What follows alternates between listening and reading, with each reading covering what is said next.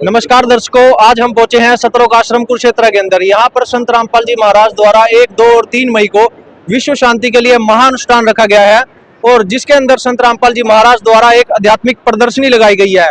और चलिए इसमें हम आपको दिखाते हैं कि आध्यात्मिक प्रदर्शनी के अंदर क्या क्या स्वरूप लगाए गए हैं संत रामपाल जी महाराज द्वारा। दर्शकों, यहाँ से जो है वो संत रामपाल जी महाराज की आध्यात्मिक प्रदर्शनी यहाँ से शुरू हो जाती है।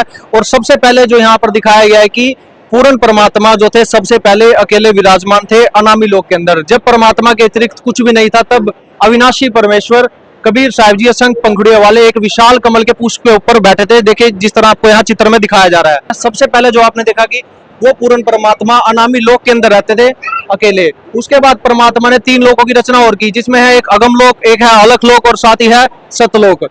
पूर्ण परमात्मा कबीर साहिब ने 4 लोगों की रचना करने के बाद अपने खुद के 4 स्वरूप बनाए और चारों लोकों में परमात्मा तेजोमय शरीर के अंदर विराजमान है। साथ ही यहाँ परमात्मा ने परमेश्वर कबीर साहिब जी ने अपने एक वचन से सतलोक में 16 द्वीप और मानसरोवर की रचना करी। यहाँ चित्र में दिखाया गया है किस तरह परमात्मा ने पहले 16 द्वीपों की रचना करी, उसके बाद परमात्मा ने 16 पुत्रों की उत्पत्ति दिया। जैसा कि चित्र में आप दिखा सकते हैं, परमात्मा ने अपने पुत्र अचिंत जी को कहा था कि आप सतलोक की अन्य रचना कीजिए। दर्शकों, यहाँ अचिंत जी ने अपनी सहायता के लिए अपने वचन से यानी कि शब्द शक्ति से एक पुरुष, अक्षर पुरुष परब्रह्म की उत्पत्ति करी। जो इसके बाद दर्शकों देखिए, ये बहुत ही रहस्यमयी घटना है। जय सृष्टि रचना आपको कहीं भी सुनने को नहीं मिलेगी, क्योंकि यह संत रामपाल जी महाराज द्वारा ही इस ज्ञान को उजागर किया गया है और यह शास्त्रों प्रमाणित है। आज तक ये नकली धर्मगुरु हमकार को यह तक नहीं बता पाए थे कि ब्रह्मा विष्णु महेश के माता पिता जी कौन है। लेकिन पूरे विश्व के अंदर एकमात्र तत्वदर्शी संत रामपाल जी महाराज ऐसे गुरु हैं जिन्होंने संपूर्ण सृष्टि रचना हमको दिखाई है और बकायदा अपने सतलोक आश्रमों में आध्यात्मिक प्रदर्शनी भी लगाई गई है। अब यहाँ पर आप देखिए, अक्षर पुरुष मानसरोवर में स्नान करने गए और कई युगतल जल में ही सो गए। सतलोक में श्वासों से शरीर नहीं है, यहाँ पर संत रामपाल जी महाराज ने अपने ज्ञान में यह भी बताया है। अब जो अचिंत था, अचिंत की प्रार्थना पर अक्षर पुरुष को जगाने के लिए परमेश्वर कबीर साहिब जी ने मानसरोवर के अमृत जल से एक अंडा बनाया, उसमें एक आत्मा प्रवेश करी और अंडे को मानसरोवर के जल में छोड़ दिया। यहां से हम आगे चलते हैं सृष्टि रचना के आगे। यहाँ देखिए, जल में अंडे की गड़गड़ाहट से अक्षर पुरुष की निंद्रा भंग हुई, उसे क्रोध हुआ और उस क्रोध से अंडा फूटा, उससे ज्योति निरंजन शर पुरुष की उत्पत्ति हुई, जो आगे चलकर काल कहलाया। फिर परमपिता परमात्मा कबीर साहिब जी ने सारी सृष्टि की रचना स्वयं की। यहाँ पर दर्शकों, परमात्मा ने आपने पीछे देखा कि कहा था, अचिंत को सृष्टि रचना के लिए बोला था कि आप सतलोक की अन्य रचना करो। अचिंत को परमात्मा ने कहा था, लेकिन अचिंत उस सृष्टि रचना में असफल रहा, क्योंकि परमात्मा ने वहां खुद आकर बाद में स्वयं सृष्टि रचना करी। वहां परमात्मा ने दर्शाया कि जिसका काम उसी को साजे, दूजा करे तो मूर्ख बाजे। वहां परमात्मा ने दिखा दिया कि जो समृद्ध का कार्य होता है वो समृद्धि कर सकता है, अन्य कोई नहीं कर सकता। फिर परमात्मा कबीर जी ने सृष्टि रचना स्वयं करी और सर्व आत्माओं को अपनी वचन से, अपनी शब्द शक्ति से सदृश्य पुरुष रूप में उत्पन्न किया। प्रत्येक हंस आत्मा का नूरी शरीर तथा तेजोमय शरीर है, जो कि 16 सूर्य जैसा मानव शरीर से है। और परमेश्वर का शरीर तेज पुंज का बना हुआ है, जिसके रोमकूप की जो रोशनी है वो करोड़ सूर्य मिला दीजिए, करोड़ चंद्रमा मिला दीजिए, उससे भी अधिक है। अब यहाँ दर्शकों, बहुत ही ये भी रहस्यमय घटना है। जब परमेश्वर कबीर साहिब जी ने आदेश दिया था अचिंत को, अचिंत ने अक्षर पुरुष की उत्पत्ति करी थी और ज्योति निरंजन की उत्पत्ति हुई थी उससे आगे। उसके बाद तीनों एक द्वीप में रहने लगे। कुछ समय बाद जो ज्योति निरंजन था, जो कि अचिंत के क्रोध से निकला था, वो काल, उसको ये बात सताई कि हम तीनों एक ही द्वीप में रह रहे हैं, हमारा भी अलग अलग द्वीप होना चाहिए। तो उसने स्थान पाने के लिए एक युग पर खड़ा होकर, एक पैर पर खड़ा होकर 70 युग तप करा। आप यह चित्र में देख सकते हैं किस तरह से उसने एक पैर पर खड़ा होकर तप करा था।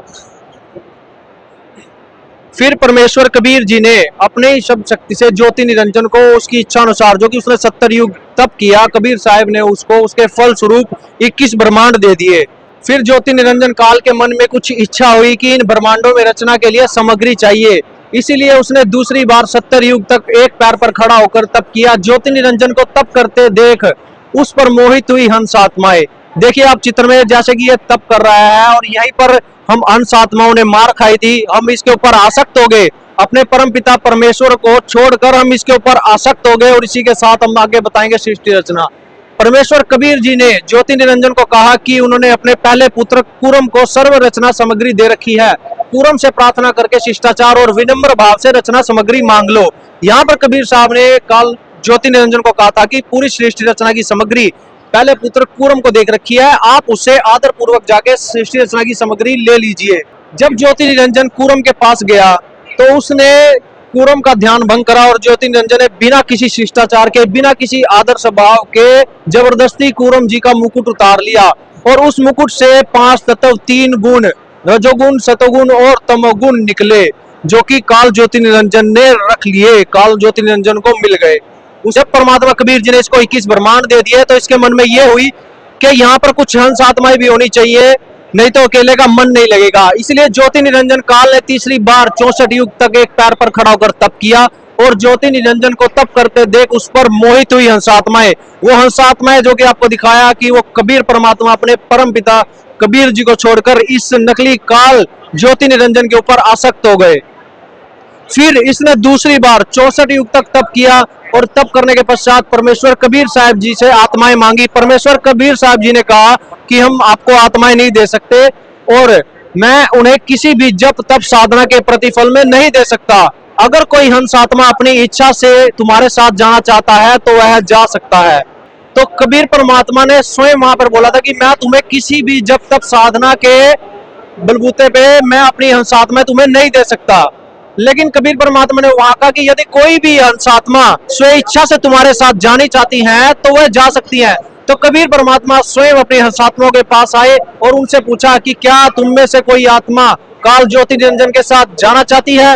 तो आगे देखिए, और फिर देखते ही देखते वहां उपस्थित असंख्य आत्माओं ने हाथ उठाकर स्वीकृति दे दी कि हम भी ज्योति निरंजन के साथ जाना चाहते हैं। वे सभी आत्माएं पहले से ही ज्योति निरंजन को तप करता देख उस पर आसक्त हो चुके थे। जैसा कि आपने सृष्टि रचना में पीछे देखा था, जब इसने एक बार 70 युग तप करा और एक बार 64 युग तप करा, एक पैर पर खड़ा होकर तप करने की वजह से अनेक हंसात्माएं इसके ऊपर मोहित हो चुकी थी और इसी कारण से वहां पर भी इन्होंने हाथ खड़ा कर दिया हंसात्माओं ने कि हम ज्योति निरंजन के साथ इसके ब्रह्मांडों में जाने के लिए तैयार हैं।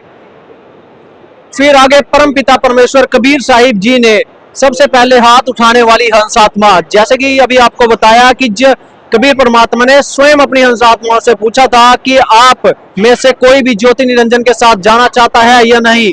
तो जिस हंसात्मा ने सबसे पहले अपना हाथ ऊपर करा था उसको कबीर परमात्मा ने स्त्री रूप दिया और आगे जाकर वह आत्मा देवी दुर्गा कहलाई।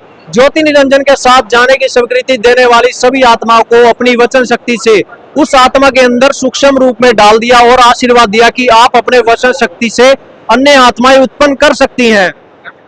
इसके आगे आप देखिए, फिर परमपिता परमेश्वर कबीर जी ने अपनी वचन से सर्व आत्माओं को अपनी वचन शक्ति से मनुष्य सदृश बनाया, जैसे स्त्री और पुरुष रूप में उत्पन्न करा। प्रत्येक हंसात्मा के शरीर का तेज जो प्रकाश है उन हंसात्माओं का 16 सूर्य जैसा मानव सदृश है, परंतु परमेश्वर के तेज गुण शरीर का करोड़ों सूर्य से भी अधिक एक रूम कूप का प्रकाश है।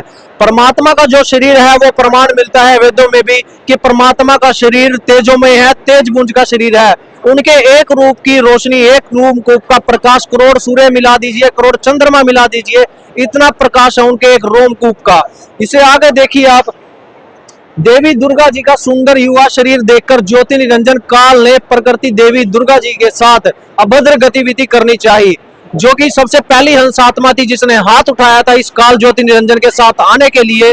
उस हंसात्मा को कबीर परमात्मा ने स्त्री रूप दिया था और वो आगे चलकर दुर्गा कहलाई थी। इसी दुर्गा के साथ काल ज्योति निरंजन ने दुर्व्यवहार करने की, अभद्र हरकतें करने की इसके साथ कोशिश करी थी। इसके आगे अपनी रक्षा के लिए देवी दुर्गा ने सूक्ष्म रूप बनाया और सूक्ष्म रूप बनाकर काल निरंजन के पेट में जाकर वास कर लिया और फिर परमात्मा से रक्षा के लिए पुकार करी कि हे परमात्मा हमें बचाइए। फिर जिसके बाद जोगजीत रूप में परमेश्वर कबीर साहिब जी ने ज्योति निरंजन के पेट से देवी दुर्गा जी को बाहर निकाला, जो कि आप चित्र में देख सकते हैं कि अभद्रता होने के कारण देवी दुर्गा ने सूक्ष्म रूप बनाकर अपना जो रूप है वह काल के पेट में समा गई थी। दर्शकों, अब जो आप यहाँ पर प्रदर्शनी में तस्वीरें देख रहे हैं, यह वह तस्वीर है जब दुर्गा जी को परमात्मा ने उसके पेट से बाहर निकाला था, ज्योति निरंजन के पेट से बाहर निकाला। उसकी रक्षा के लिए परमेश्वर कबीर साहब जी प्रकट हुए थे जोगजीत के रूप में। तब इस अभद्रता के कारण, इस दुर्व्यवहार के कारण परमेश्वर कबीर जी ने जोगजीत रूप में आकर इन दोनों को सतलोक से निष्कासित कर दिया था और यहीं से इसका नाम ज्योति निरंजन का नाम काल पड़ा था। यहाँ देखिए आप तस्वीर में यहाँ दिखाया है कि जब इनसे अभद्रता का व्यवहार देखा कबीर परमात्मा जी ने, तो इनको सतलोक से इसके 21 ब्रह्मांडों के साथ निष्कासित कर दिया था, यानी कि निकाल दिया था। और सूक्ष्म डोरी से ये ब्रह्मांड जो आपस में सारे बंधे हुए हैं, गरीबदास जी की वाणी में भी प्रमाण मिलता है कि ये सभी जो ब्रह्मांड है 21 ब्रह्मांड, ये आपस में सूक्ष्म डोरी से बंधे हुए हैं। इनको यहाँ से सतलोक से निष्कासित कर दिया। और इससे आगे की जो सृष्टि रचना है वो बहुत ही अद्भुत है। किसी भी धर्म गुरु ने आज तक वह सृष्टि रचना नहीं बताई, लेकिन संत रामपाल जी महाराज ने पूरे प्रमाणों के आधार पर, शास्त्रों के आधार पर वह सृष्टि रचना बताई है और यहाँ पर आध्यात्मिक प्रदर्शनी लगाई है। यहाँ देखिए किस तरह ज्योति निरंजन यानी कि काल ने और दुर्गा ने अपने संयोग से 3 पुत्रों की उत्पत्ति की, जैसा कि आप चित्रों में देख सकते हैं। ब्रह्मा जी, विष्णु जी और महेश जी, अपने दुर्गा जी ने और ज्योति निरंजन ने अपने संयोग से इन 3 पुत्रों की उत्पत्ति की थी। फिर इस ज्योति निरंजन ने काल ने, क्योंकि इसका रूप ही ऐसा भयानक है, तो इस ज्योति निरंजन काल ने दुर्गा जी को कहा कि मैं अव्यक्त रहने की प्रतिज्ञा करता हूं, मैं किसी के भी सामने अपने प्रत्यक्ष रूप में नहीं आऊंगा और मैं किसी को वास्तविक रूप में दर्शन नहीं दूंगा, अब तुम सृष्टि का संचालन करो। ये जो दर्शकों तस्वीरें हैं और यह है जो सृष्टि रचना है, इससे हमें एक निष्कर्ष और सामने आकर निकलता है कि अब जो भी लोग इसको निराकार कहते हैं ना, असल में परमात्मा निराकार नहीं है, वह साकार है। इस चीज के एक नहीं 100 प्रमाण मिलते हैं हमारे शास्त्रों में। यहाँ जो काल ने, ज्योति निरंजन ने प्रतिज्ञा करी है व्यक्त रहने की, यहाँ से स्पष्ट होता है इसने प्रतिज्ञा कर रखी है कि मैं किसी के भी सामने अपने वास्तविक रूप में नहीं आऊंगा। इसीलिए जो भी लोग इनकी साधना करते हैं, इस काल निरंजन को भगवान मानकर इसकी साधना करते हैं, उनको साधना में सिर्फ और सिर्फ प्रकाश दिखाई देता है, अन्य कोई स्वरूप नहीं दिखाई देता। देवी दुर्गा जी ने तीनों पुत्रों को युवा होने पर उन्हें सृष्टि संचालन के लिए 3 विभाग सौंपे। रजोगुण श्री ब्रह्मा जी को, सतोगुण श्री विष्णु जी को, तमोगुण श्री शिव जी को। यहाँ देवी दुर्गा जी ने अपनी वचन शक्ति से, अपनी शब्द शक्ति से इनको ये तीनों विभाग सौंप दिए थे, इनको तीनों गुण दे दिए थे। दर्शकों, फिर दुर्गा जी ने तीनों देवियों को अपनी शब्द शक्ति से यहाँ पर 3 पुत्रियां उत्पन्न करी थी, प्रकट करी थी, जिसका नाम है श्री सावित्री जी, श्री लक्ष्मी जी और श्री पार्वती जी। इनकी उत्पत्ति करी थी। और यह आध्यात्मिक प्रदर्शनी हमें यह भी सिखाती है कि जिस तरह संत रामपाल जी महाराज ने अपने बच्चों को, अपने शिष्यों को कह रखा है कि ना दहेज लेना, ना दहेज लेना, क्योंकि यह रीत ऊपर से ही बिल्कुल सिंपल वे में चलती आ रही है। यहाँ जब देवी दुर्गा जी ने अपने तीनों पुत्रों की जो शादी थी वो वचन मात्र से की थी, किसी प्रकार का कोई लेन देन नहीं था, सिर्फ शब्द शक्ति से ही यहाँ पर शादी कर दी गई थी। ब्रह्मा जी को सावित्री जी सौंप दी गई थी, विष्णु जी को लक्ष्मी जी और शंकर जी को पार्वती जी। शब्द शक्ति से ही अपनी ये सब संयोग बना दिया गया था। यह वो प्रकरण है जहाँ दिखाया गया है कि किस तरह से इनको यह सौंप दी गई थी, इनकी जो पत्नियां हैं, और यह बिल्कुल ही सिंपल वे से सिर्फ मात्र शब्द शक्ति से ही विवाह किया गया था, यहाँ पर यह दर्शाया गया है। और संत रामपाल जी महाराज भी हमें यही शिक्षा देते हैं कि यह समाज के अंदर फालतू की कुरीतियां बंद होनी चाहिए। बच्चों का संस्कार शब्द से जोड़ा जाता है, बच्चों का संस्कार तो उस परमपिता परमात्मा ने पहले ही जोड़ रखा है, तो हम फालतू का आडंबर किस लिए करते हैं। जैसे इन्होंने देवी देवताओं ने शब्द शक्ति से ही विवाह किया, वैसे ही हम भी मात्र शब्द शक्ति से ही विवाह करते हैं। संत रामपाल जी महाराज हमें इसकी प्रेरणा देते हैं। और यदि आप लोग भी संत रामपाल जी महाराज के दिखाए पग चिन्हों पर चलोगे तो अवश्य ही समाज के अंदर शांति आएगी, विश्व के अंदर शांति आएगी और हमारा भारत विश्व गुरु बनेगा। दर्शकों, अगर वीडियो आपको ये अच्छी लगी हो, इसके अंदर हमने संपूर्ण सृष्टि रचना दिखाई है जो कि शास्त्रों पर आधारित है। संत रामपाल जी महाराज ने के सत्संगों का ये कुछ भाग है। ये सारा ज्ञान जो बताया गया है, ये संत रामपाल जी महाराज द्वारा ही हमें मिला है। और इस आध्यात्मिक प्रदर्शनी का अगर आप लाइव लाभ उठाना चाहते हैं तो आप किसी भी अपने नजदीक सतलोक आश्रम में विजिट कर सकते हैं। धन्यवाद।